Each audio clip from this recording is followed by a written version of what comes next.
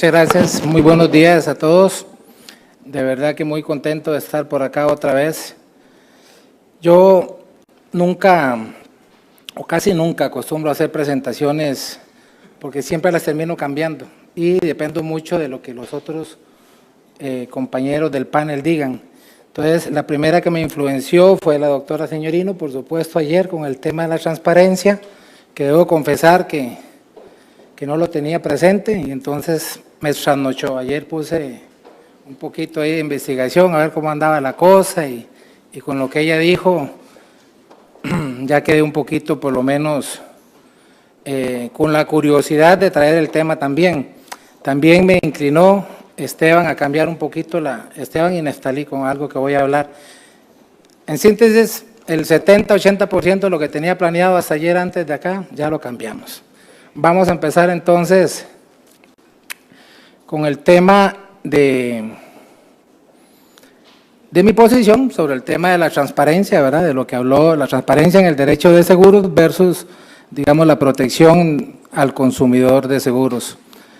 Para que exista, ahí sí estamos totalmente claros, para que exista un equilibrio, un balance, ese que nos hablaba la doctora Señorino entre las partes, y que no todo se entienda como debe ser o como nosotros lo hemos entendido hasta el día de hoy, de una protección extrema o ultranza del tema del derecho del consumidor como protección del consumidor.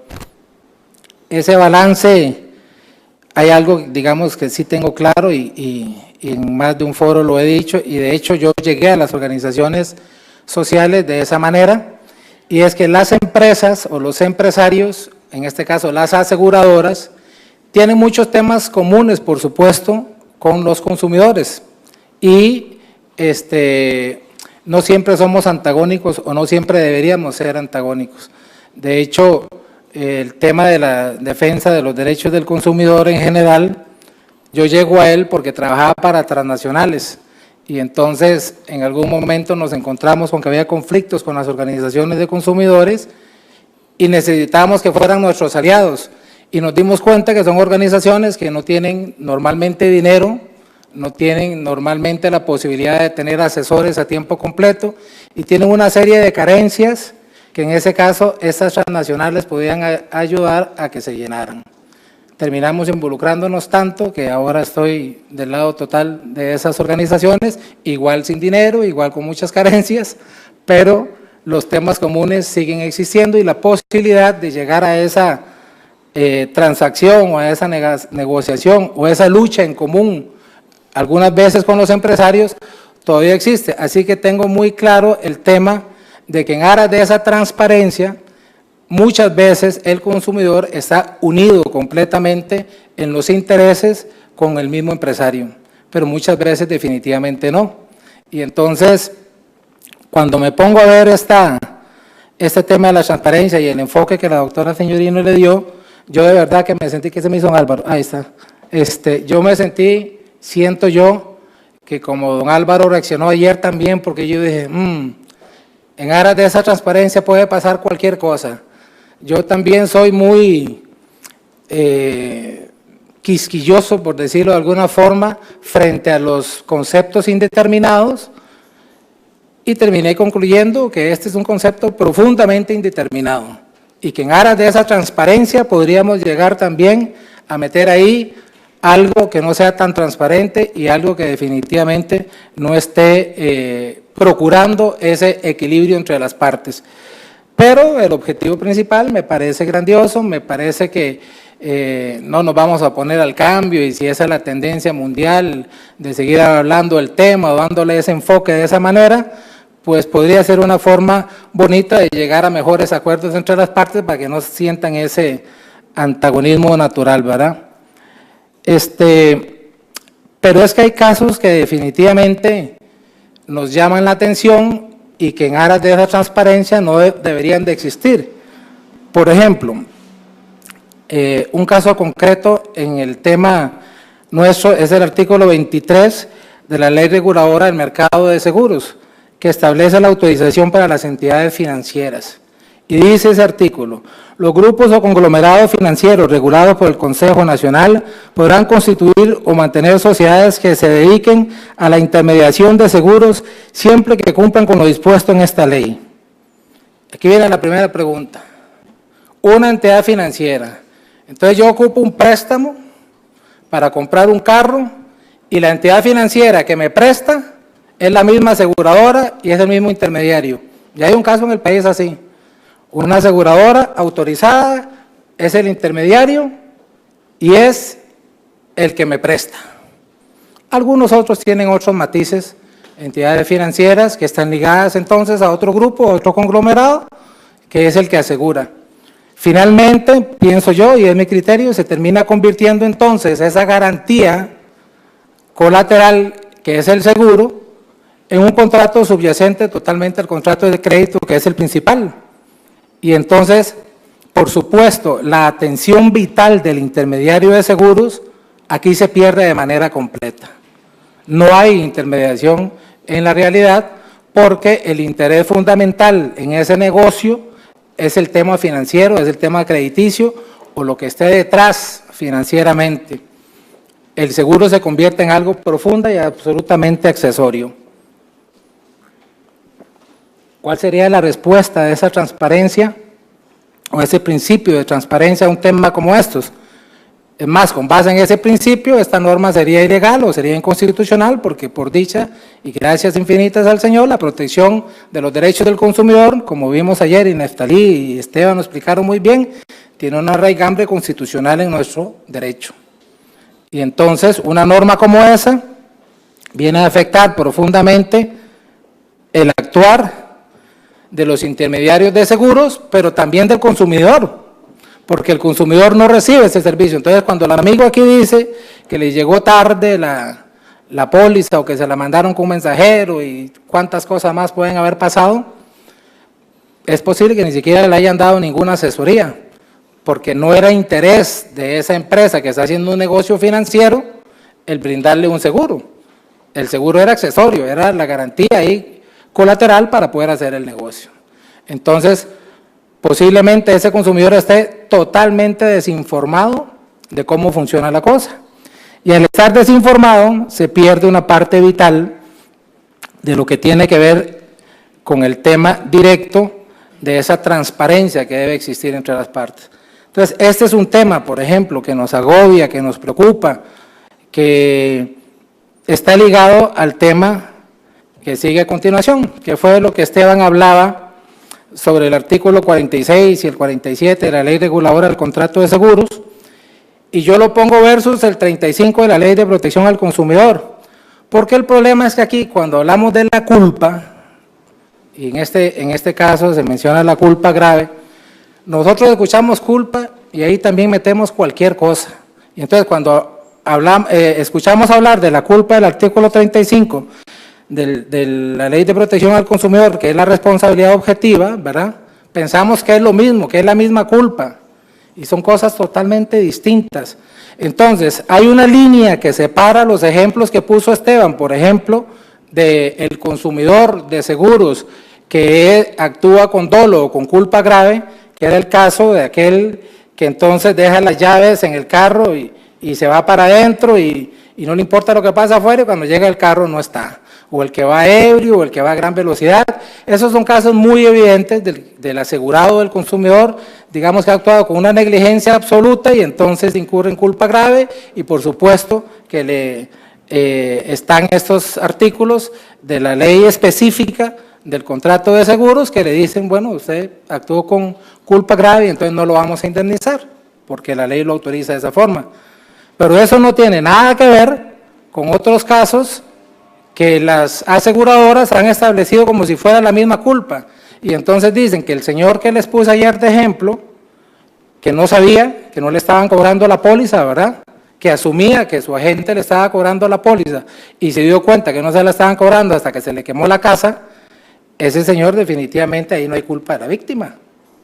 No cabe culpa de la víctima ahí, él estaba totalmente desprotegido y fue por una situación de lo que se conoce como la teoría del riesgo creado, ¿verdad?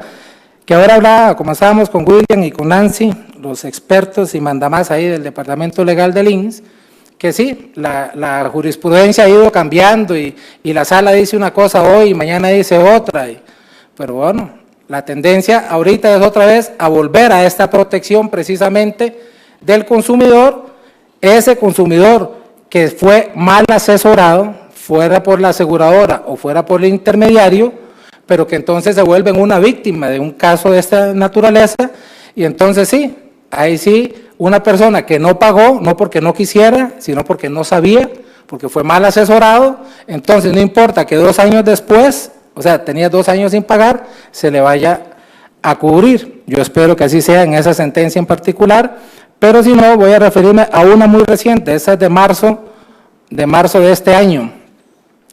Es el voto 230F S1 del 2016.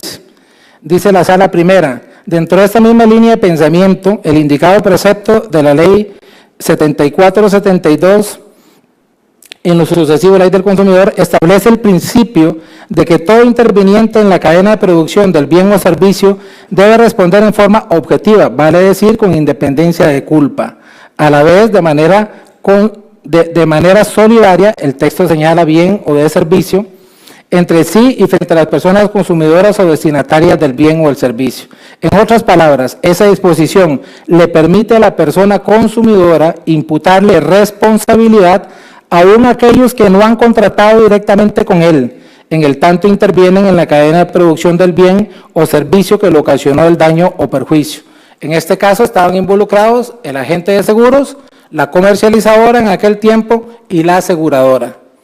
Curiosamente, la aseguradora siempre se quita el tiro y dice, no, fue la gente el que tuvo la culpa, o fue la comercializadora, yo no tengo nada que ver. Entonces, esa culpa, recordemos, no tiene que ver nada con el artículo 46 y el 47 del contrato de seguros, sino que es la del 30, ¿por qué se ríe, William?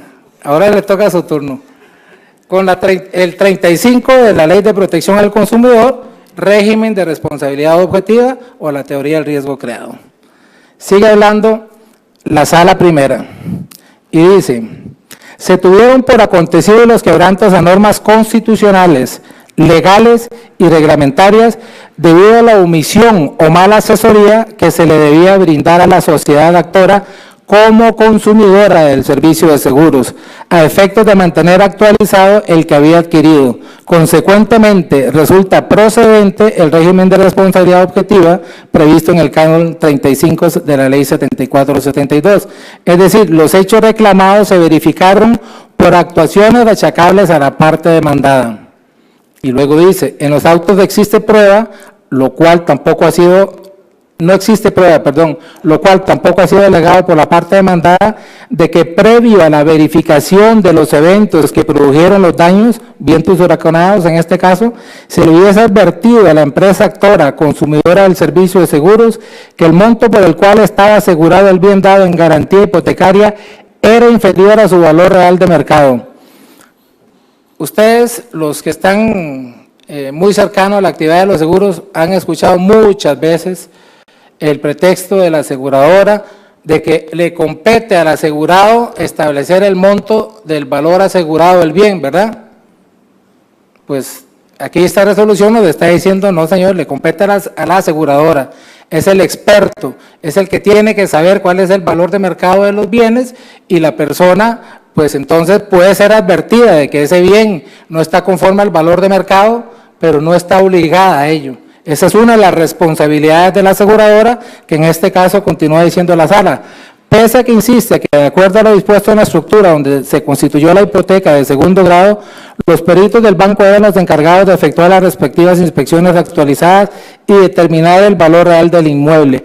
Por ende, no se configura la eximente de responsabilidad de culpa de la víctima. Es decir, era una responsabilidad de la aseguradora.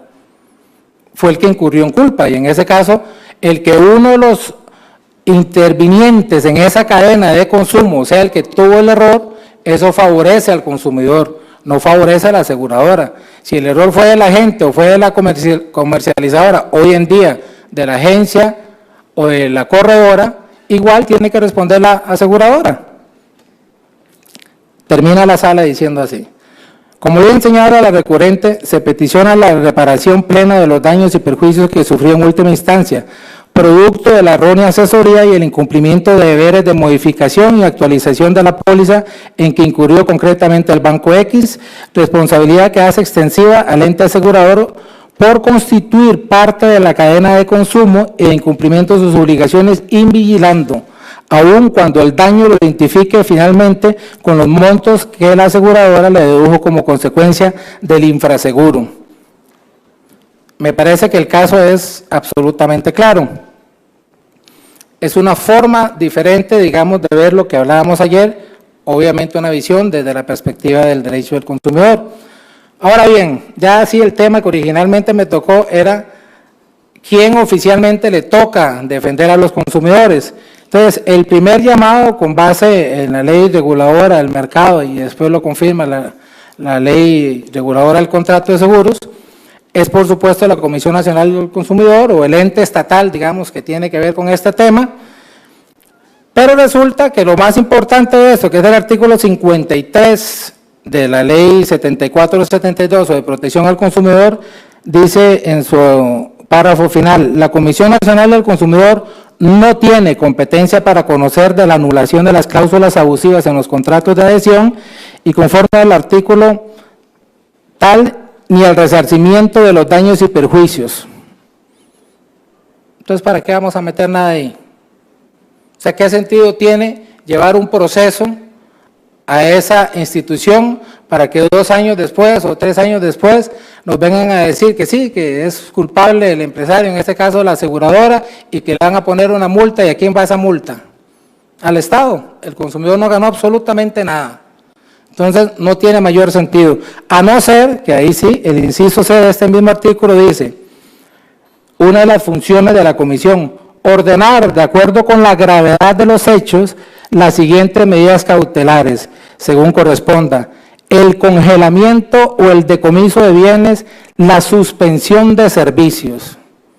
Quiero ver a esa comisión actuando, ya la vamos a poner, si hay alguien de la comisión, vayan pensando de una vez, a ver si va a actuar en contra de las aseguradoras para suspenderles los servicios en un tema determinado de afectación a los consumidores, porque ahí sí tendría todo el sentido del mundo una comisión de este tipo tomando una medida cautelar de esta naturaleza, precisamente por un actuar contrario a la ley por parte de una aseguradora o de alguno de los que están en la cadena de consumo, que podría ser corredora, agencia o intermediario, porque se actúa en contra de los derechos del consumidor.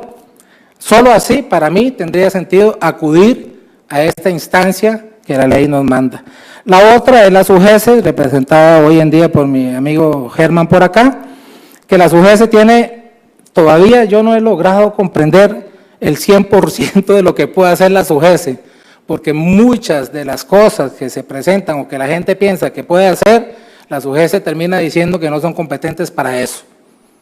Y ciertamente la ley no les da los poderes o las facultades que deberían haberle dado para hacer un montón de cosas que a mi entender podrían hacer, pero bien lo dijo Esteban ayer, este artículo 29, que dice la superintendencia tiene por objeto velar por la estabilidad y eficiente funcionamiento del mercado de seguros, así como entregar la más amplia información a los asegurados, y para ello autorizará, regulará y supervisará a las personas físicas o jurídicas que intervengan en los actos o contratos relacionados de la actividad de la aseguradora, la oferta pública y la realización de negocios de seguros.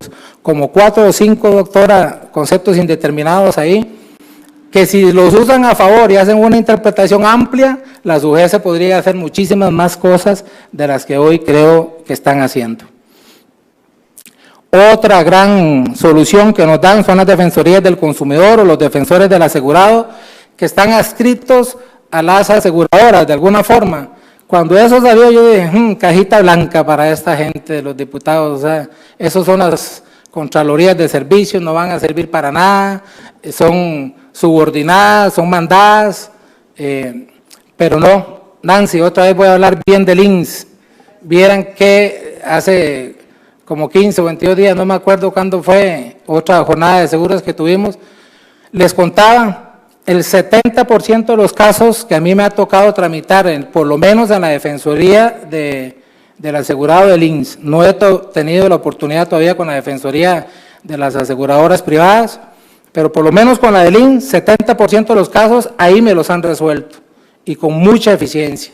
O sea, ahí se siente una evolución total del INSS en un esquema de apertura que honestamente yo no pensaba que iba a pasar y menos que iba a pasar tan bien y tan rápido, pero se está dando. Tenemos que ir a pelear a los tribunales todavía, algunos casos, quizás los más grandes o los más incómodos, pero no importa, ya un 70% de un filtro en una institución o en un instrumento que tiene el consumidor a la mano como ese, está muy bien. También debo aceptar, no sé si el 70% específicamente llega hasta ahí, porque he tenido muy buen resultado también en las sucursales. Hay una apertura total, o sea, yo siento que de verdad el INSS se puso las pilas en ese sentido y cuando se argumenta bien el reclamo, las mismas sucursales o consultan al departamento legal o al otro departamento aquí de Zapote, entonces ahí se actúa muy bien, o sea, me han sorprendido agradablemente de que tengan esa apertura que no lo teníamos hace muchos años. Entonces, es un filtro que yo creo que pueden utilizar los que no lo hayan utilizado. Claro, tenemos los bemoles que contaba Esteban ayer, ¿verdad? Que llegan reclamos pidiendo cosas ya que no se pueden pedir. Entonces, por eso hay que conocer la materia y hay que meterse a estudiar este tema y de todo para saber hasta dónde la aseguradora puede realmente llegar a satisfacer las pretensiones que nosotros les presentamos.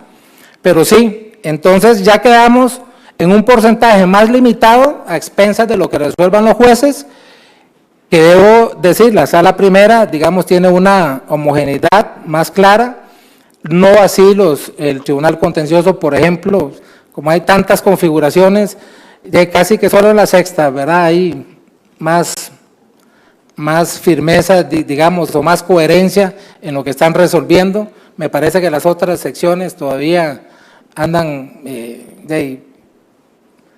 favoreciendo, sin quererlo, pienso yo, sino porque por desconocimiento muchas veces de la materia, a las aseguradoras, en este caso al INSS, pero espero que con el tiempo y con ya un mayor estudio y cuando hagamos más foros de esta naturaleza, también tengamos ahí jueces mejores preparados, digamos, para ver una materia que ciertamente es bien compleja y ahora también el tema civil propio van a ver ahí.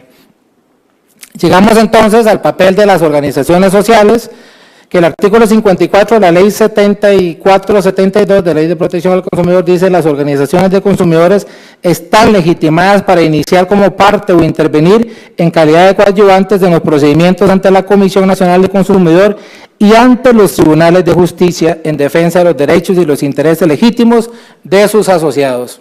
En el caso de la FENASCO, que es la organización más grande del país en este sentido, hay 135 organizaciones que la componen en los 81 cantones del país. Estamos desde organizaciones puramente de defensa del consumidor a, por ejemplo, organizaciones comunales, organizaciones gremiales que se han ido uniendo ahí a la FENASCO también, y entonces además es defensa de los consumidores y usuarios, porque nuestra ley hizo esa separación. Entonces, si queremos defender a un paciente de la caja, no es consumidor, es usuario, y también nos vamos por ese lado, que hay cosas en común, pero por supuesto que hay cosas que no.